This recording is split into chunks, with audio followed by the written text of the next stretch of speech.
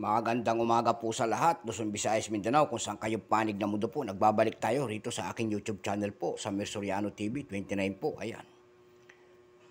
At thank you po sa lahat ng aking subscriber po. Thank you so much po sa mga subscriber ko po, Luzon, Visayas, Mindanao, kung saan kayong panig na mundo po.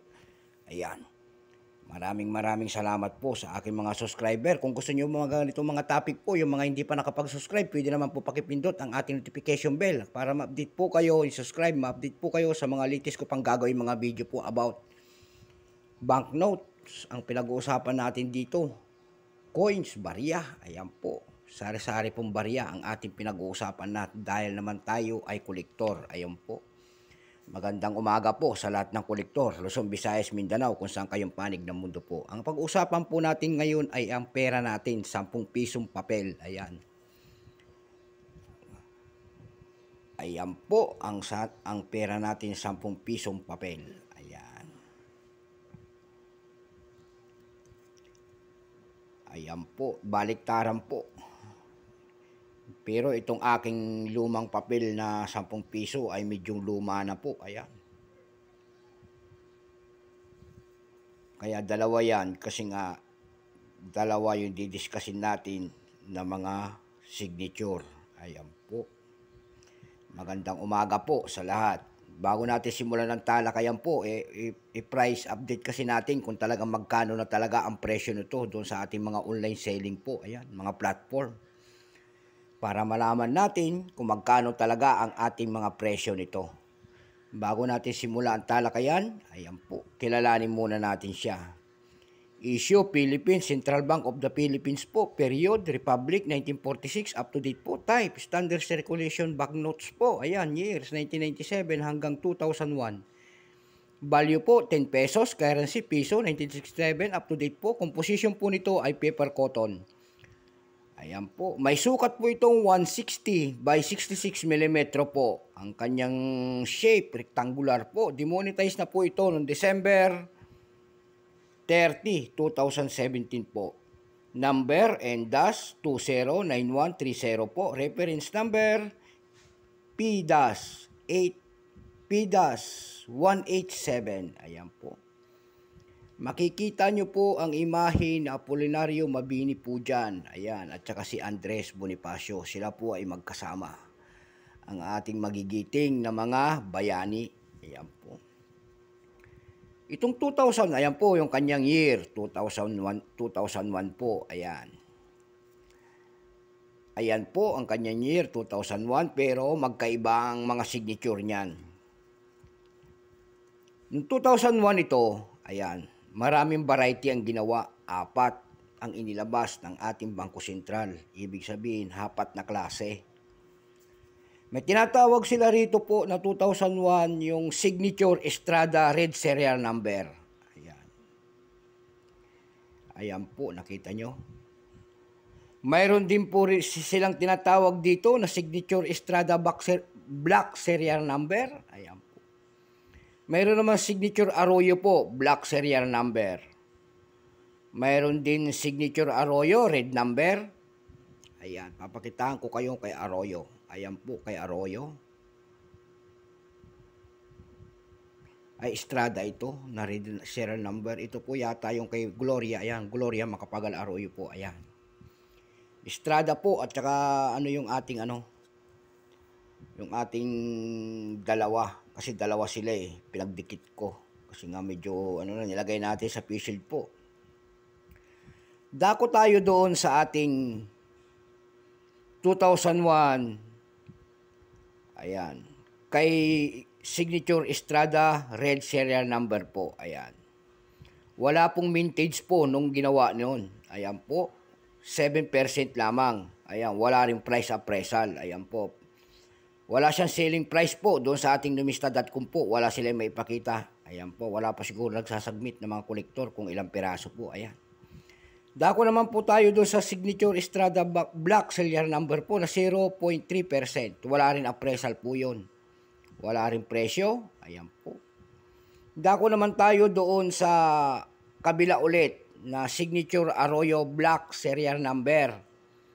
Yun po ay 25%. Ayan po. mayroon na siyang selling price doon sa ating numista po. Yung kanyang almost uncirculated ay 110. Lipat tayo di ulit sa pang-apat, yung kay Signature Arroyo Red Serial Number. Ito pong hawak natin. 12% po ang kanyang percentage. Yung uncirculated po naman nito ay 51 pesos lamang. Ayan po, naliwanagan kayo, 4 po na variety. Ito po ay Estrada, ito po ay Arroyo. So dalawa yung ating perang papel. Dumako naman tayo sa selling price sa mga platform natin na pandaigdigan. Doon sa eb.com po, may nagbebenta doon ng 10 piraso nito na nagkakahalaga ng 2,613 pesos. Ayan po. Sa Arroyo po yun ito po. Doon naman sa kabila po, may nagbebenta rin sa kabila. Ito, baliktarin natin ulit. Doon sa eb.com po, may nagbebenta rin doon ng Star Note. Ayan po. Star Note po. Ang tinatawag pong Star Note, mayroon siyang star dyan. Ayan po, para malaman ninyo pala. May star po dyan, Star Note. Ayan, dyan po dyan. Ayan ang Star Note. Mayroon siya nakalagay dyan na maliit, na kulay itim. Ayan. Mayroon din tinatawag sila rito para malaman nyo yung repeater. Ayan, repeater po. Papaliwanag natin kung gaano ang repeater. Katulad nito, number 13, 13, 13. Yun, repeater po yung kung tawagin ng ating mga kolektor. Dumako naman tayo doon sa pangalawa na hinahanap ng mga kolektor. Ayan po. Yung solid number kung tawagin po. Ayan. Ibabahagi ko lang po yung mahal.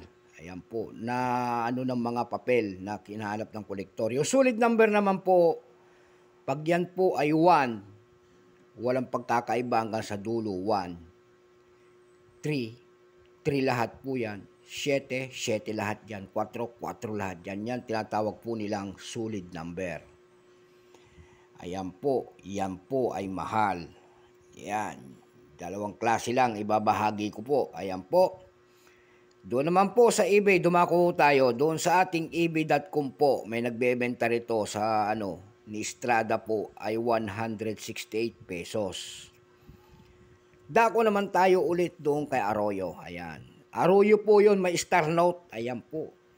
Binibenta niya po doon yung Star Note niya na isa, mayroong presyo doon na 1,936 pesos po. Ayan, nakita nyo kung gaano kamahal.